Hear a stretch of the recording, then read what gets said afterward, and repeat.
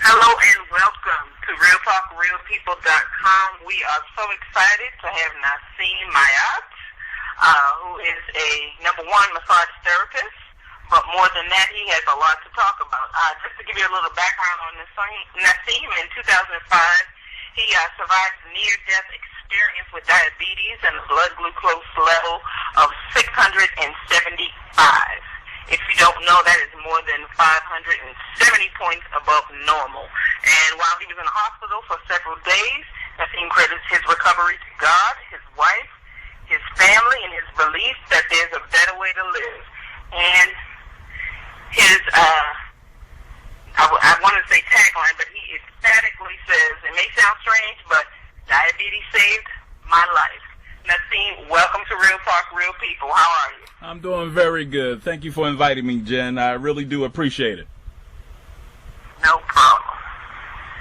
So tell us a little bit about your experience. You say diabetes saved your life. And how is that? That may sound strange to people. Yeah, I know it's strange, but to go through this experience, you would consider it strange because in 2005, when I was diagnosed, I noticed the symptoms for a long time, and I ignored the symptoms. I was urinating, going to the bathroom every hour and a half. Noticed sores on my thumb. I never got it on my foot though, but on my thumb, and it would take a long time to heal, and it would be very sore. So when I noticed that the sore were turned into like a light green color, that lets you know it's infected.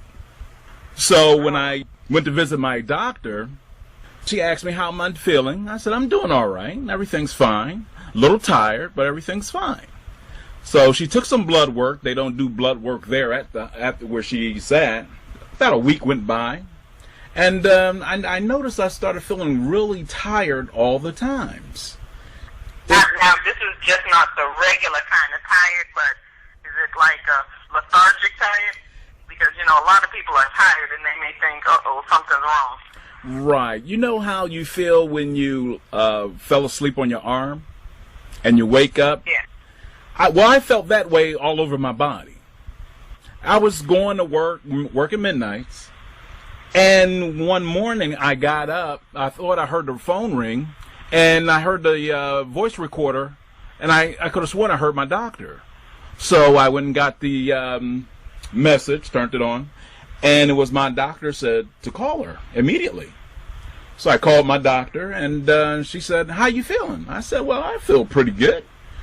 A little tired. And, well, I got to go to work tonight, so I'm going back to lay back down. So she said, well, I need you to go to the emergency room. So I said, okay. And then she said, now. I said, well, I have to work tonight. I can go in the morning, but I got to work tonight. I can't go to no emergency. So she said, well, listen. So let me get this straight. So your doctor actually told you to go to the emergency room and you still were fighting it. That's right. At that time? Uh-huh. Wow, okay. And that's when you know you have ignorance, you know? Ignorance means you don't know. Right, exactly. So when the doctor said you need to go to emergency, I said, look, I got to work, okay? She said, listen, your sugar level is 675. And that still didn't click. I said, okay. And she said, go to the emergency room now. So I said, all right, I guess I'll go. So I told my wife. Begrudgingly you went. Yeah, right, exactly. So I told my wife, and she said, well, let's go. So she threw the kids in the car. She drove about 150 miles per hour getting to the hospital. I bet she did. It's about usually a 45-minute drive. I think we got there within 10 minutes. So when we got to the emergency room, she dropped me off at the emergency room, and one of my sons walked in the room with me while she go park the car. So I went to the receptionist area, And I told the lady, well, my doctor told me that I need to come to the emergency room because I have a sugar level of 675. So she said, well, we're booked up right now, but go ahead and have a seat. So I went on ahead and... Just like a hospital. Yeah, typical, right? So I went on ahead and sat down. And all of a sudden, I got this really tired feeling again, confused and disoriented. So I went back to the receptionist, and I said, hey, I'm feeling really tired. Something's going on here. So she said, well, we're backed up, but please have a seat. So on my way walking back to sit down, I passed out on the floor. Ooh. So I guess it's a good thing you're at the hospital. Good thing I'm at the hospital, exactly. That's right. So my middle son, he's trying to wake me up, and he's pulling on my arm, so I can still hear him. Dad, you okay? You okay? So the emergency nurses came running out to help me up, and they brought me back to the emergency area in the back. And I heard one of the nurses say, yeah, that's one of the ways you can get back here in a hurry. So, yeah, right. So I'm on this emergency bed, and I'm starving, right? So, they hooked me up with all the kinds of IVs and doing all kind of blood work. And all of a sudden, I'm looking at my son, especially my oldest son. He's pacing back and forth, looking at me saying, Dad, it don't look good. It don't look good at all. Oh, no.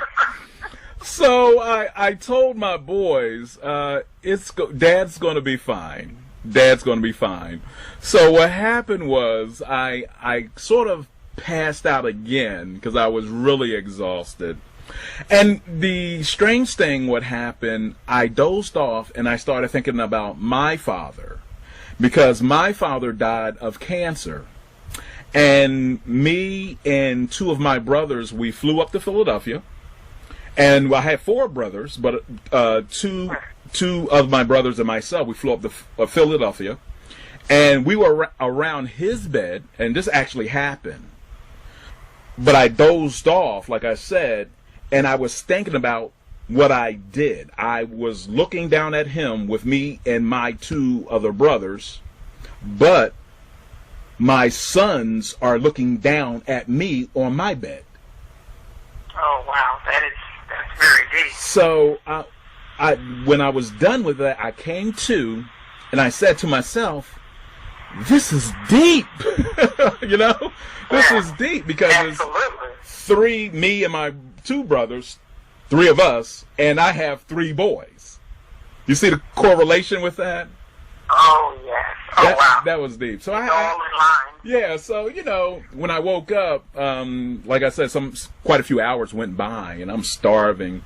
So the doctor comes in, and he says, well, Mr. Naseem, I hate to tell you this, but I do have some good news as well. First of all, you're diabetic. And I said, okay. And then he said, well, the good news is you don't have problems with your liver. You don't have problems with your kidneys. And the psychological part, you're good there too. Well, I said, I don't know about that one. The psychological part, I may have a problem here. So he just looked at me as... Depends on who's looking at it, right? Yeah, right. Who's looking at it. So he started laughing, and I'm laughing. But he said the unusual thing about this, Mr. Naseem, all your organs are fine other than you having diabetes. But usually, when I have to talk to African Americans, usually I have to tell them they're on dialysis for the rest of their life. But with you, you're diabetic, but nothing else. Wow. And that's unusual. That's big right there. Yeah, that's right. Big right there, because most people are, once they're told that, they're hooked to the machine for the rest of their lives. That's right. That's right. So in that sense, I was blessed. And after that episode, I went to the room. They admitted me, and I was in the hospital for 6 days. So the part that diabetes saved my life came to a part in my life in the hospital. A lady came in my room, and I'm not sure if she was a nurse or not, because she walked in my room, didn't say anything. She walked over to my window and peeked out. Okay. And then she came close to me, then peeked underneath my bed, and then got real close to me and said, "Be careful of the food you eat in here." Uh-oh. And then she walked out. Whoa. So I'm looking. Okay, so we don't know if that was part of the staff or that was What? Now, were you dreaming, or was that an actual person? That was an actual person. That actually happened. So she made me so nervous, I got up out the bed. I walked to the window and started looking to make sure FBI, CIA isn't looking for this lady. I looked underneath the bed and looked in the restroom, and I was like, "Oh boy!" It had to be tapped. You were looking for the wiretap. I was looking for a wiretap. And the cameras. What's going on here? What is going on? So the next day, a nurse came in. She came and checked my blood sugar, and my blood sugar it's gone down some from 675. It's gone down to about 500. Still high, but it's gone down some. High, Right. And she said, "Mr. Naseem, your blood sugar is still high. You have to be careful with what you eat." I said, "What? What do you mean I have to be careful? You the one gave it to me. Don't you know you should not be giving me this food?" So she said, "Look, this is just my job. I just bring it to you guys." And we started debating about this. And so she said, "Okay, Mr. Naseem, but just be careful of the food you eat in here." So this is the second time I heard this. Okay? Yeah, this was a different. The second time, this is a different nurse, right? This was an actual nurse that was in nursing gear this time. Oh, okay. The other one didn't have any gear. The other one sounds like that could have been the angel. Right, it's possible. Now, I wouldn't rule that out. Absolutely. So I sat up thinking about what she said and what the previous lady said.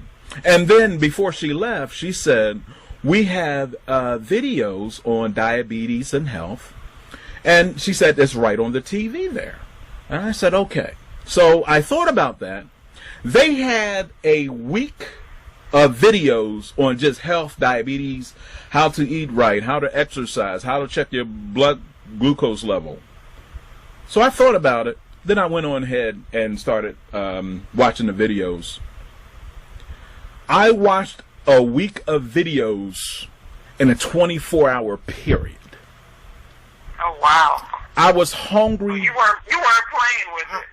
Because all of a sudden, once I was done with watching the video, I said to myself, my grandfather died from diabetes. My uncle died from diabetes. I'm in a hospital. Uh-oh, it started to sink in. Fool, you can die. Oh, my goodness. So, in your opinion, was that the turning point? That was the epiphany? That was it. Because you're saying that, before that time, you were just kind of like, yeah, I have diabetes. That's right. When it clicked, it felt like a rock falling from the sky.